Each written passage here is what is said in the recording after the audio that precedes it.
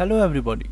In this video we are going to learn about arrays, and array is an variable which can hold multiple data of same data type. So for example, we have some data like public string name 1 equal to Ali, and then we have multiple names like, for example, copy paste and name 2 Babar. Like this we have another name 3 Sadiq, or any other name. So for example, we have 10,000 names or 100 names or 50 names. It's very difficult to add that names like this. It's very messy in the code, and approximately whole script will go on for these names. So for solving this issue we can use arrays. So for adding arrays, what we will do, that we will add public, then we will assign the data type string, then we will add these two braces, and then we will assign the name of that variable. So for example, names. Now this is an array. Okay, so if we see this in editor, you will see that we will have one names field here, and we can assign the size, for example 3. Then we will have elements starting from 0, and we can add names here: Ali, Babar, Sadiq. Okay, like this. So this is the one method of adding arrays inside Unity. The another method is that we can also assign the numbers of that fields. For example, public string, and we have names items, and then we can also assign the new string,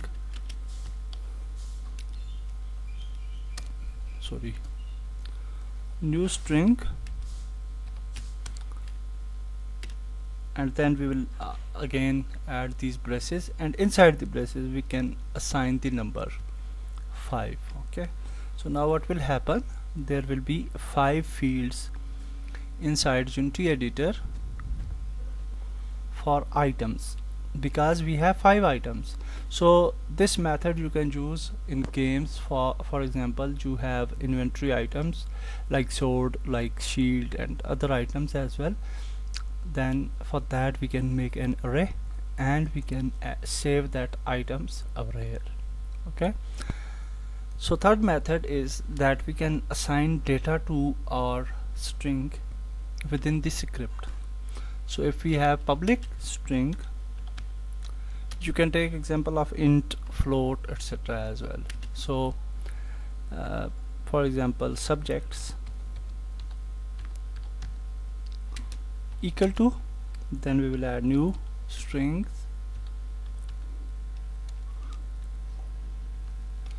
and here we will add curly braces, and inside curly braces we will add the data. So because the data is string data, so we will add columns and then inverted commas, and then we will add the subject: math and English and science,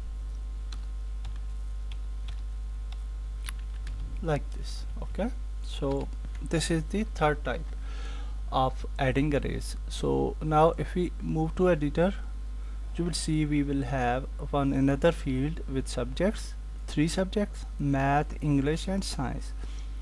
So always we can increase the size, this size, for example 5. Now this size is 5, and we can add the data. In this case as also we can add the size, and we can add multiple data as well.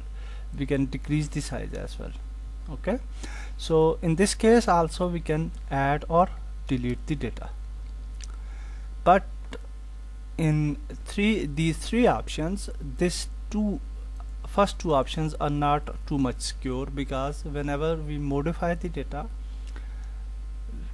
then or we add the data, if Unity crashes, if we can't save the data, then next time when we open the Unity, these fields will be blank, because initially we didn't initialize these fields with some data. But the third case is quite secure. So if Unity crashes, we will reopen the Unity, then at least this first data which we have saved with the script, within this script, it will come. Okay, let's see how we can access the particular item of an array. So let's change this to int. For example, this example we will make it int, and we will say it ages, and here we will add new string, new int, and here we will add some ages. So for example 22 comma 32 comma 41 comma 55 and 60. So these are the respective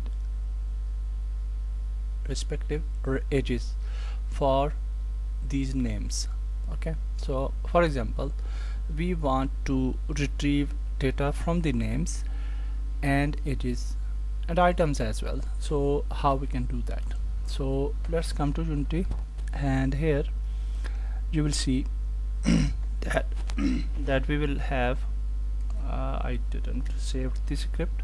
Let's save this, and now if we come to Unity, you will find here ages, and ages are here. Okay, so now in items we will add, for example, sword and shield, and here in names we have these names, and I think, yeah, and we will make these names 3 because these names are different. So let's make them 3. So now we want that we have bubber, which is element 1. Okay, so arrays always start from 0. So Ali has ID number 0, Babar has 1, Siddiq has 2, although these are 3 members. And similarly in items we have 0 index item which is sword and 1 index item which is shield, and similar with these ages as well. So we want to display Babar with age of 41, for example. So what we will print out, we will print out this element 1 and this element 2 for 41 age. Okay, so what we will do here, you can see also the example that we have this is 0, this is 1, this is 2.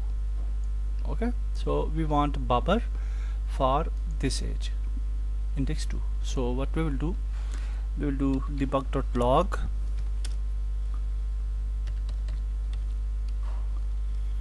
and inside this thing we will say names, because we have a names array, names, and then we will put this braces, and here we will index that. So we want to index Babar, so we will add 1 here. Okay, so that's great. Now we will again add a debug.log, and we want to show ages, so we will add ages, and for age we have this third one, which in index this will be 2. Okay, 0 1 2, so we will add 2. So save it. Now we will in editor we will find Babar with age 41. So let's see, let's play the game. and in console, sorry, again we will run the game, and in console you can see that Babar with age of 41. So this is very important, that how we can retrieve data from the array. And similarly, if we have items, we have actually only 2 items here we have added, so we want to show the sword. So this is the element 1, element 0, sorry. So what we will do, we will add debug.log and then items and then 0 for the sword. Okay, so now if we move to Unity and then if we replay the game, you will see that we will have Babar with age 41 and it has item of sword. So that's great. Hopefully you understand the basic concept of arrays, and in next video we will move further.